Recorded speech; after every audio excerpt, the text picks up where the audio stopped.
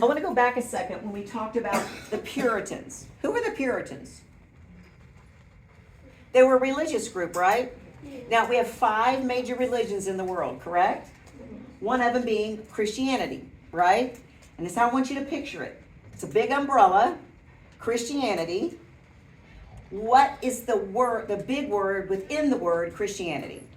Christian. Okay, break it down even more. Christ. Okay? Now, let me preface this by saying I'm going to explain something about the Puritans. I am not saying this is a religion you should have. I'm explaining their religions. Everybody got that? Don't go home and tell your mom and daddy, Miss Donaldson said we should be Christians. It's not what I'm saying. I'm explaining to you what was going on in the minds of the Puritans. Does that make sense? Yes. Okay? So, Christ. Who is Christ in the Christian faith? Jesus. Who is Jesus?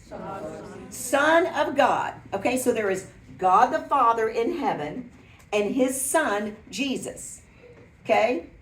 God the Father in the Christian faith is perfect. He is without sin. How many of us are without sin as human beings? Oh, that was sin, doing something wrong. How many of us as human beings have never done anything wrong ever? That would be a big fat 0, right? Okay? God is perfect. He can't be in the presence of sin or wrongdoing. So it's like, okay, but what about all my children I've created? And Jesus said, I've got this, Dad. I will pay the price for their sin so that it is forgiven and they can be with you. I am going to leave all the glory and beauty and perfection of heaven. I'm going to go to earth, live as a humble man, and willingly let people murder me, whip me, stick a crown of thorns in my head, and get nailed to a cross. I'm going to allow them to do that to me. Because as being fully God, and that's what Christians believe, he has the power to call 10,000 angels to come kill all those idiots and go back to heaven.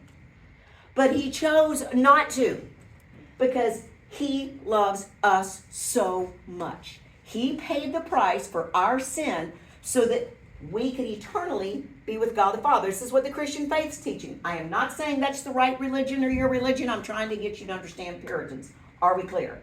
Okay? So, he allowed himself to be murdered to cover our sins so we can be forgiven. And when we die, as Christians, is what they believe, our body goes into the earth and, turns to dust or something nasty, right? But your spirit, if you have believed in Jesus Christ and what he did on the cross, being nailed to a cross to pay our price, you go to heaven.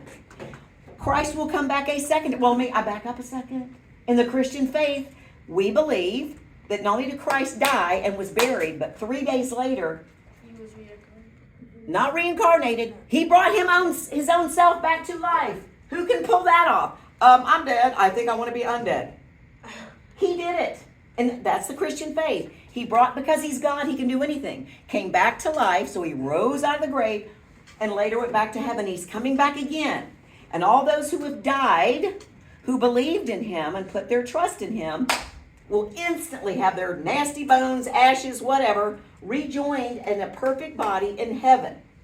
Okay? Does that make sense? So this is what the Puritans believed. This is what the Christian faith teaches. Now, there's different traditions.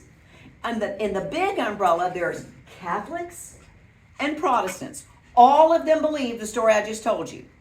Catholics have some real different traditions that they have in their faith than Protestants. And then within the Protestants, there's a zillion of them. You got your Methodists, your Baptists, your Episcopalian, your Lutherans, your non-denominationals. I'm probably leaving out a few. And they all have their own traditions. Does that make sense? But they all fall under the umbrella of Christianity. Just like in the Muslim faith, you have Shia Muslims, Shiite Muslims, and there's other ones. But do you understand now what Puritans believed? So for the king to say, yeah, that's kind of inconvenient for me, that whole I can't get divorced thing, I'm just going to change the whole religion. Would that make you happy if you were a Christian? No. So that was their motivation in religious freedom of coming to the New World. Does that make sense?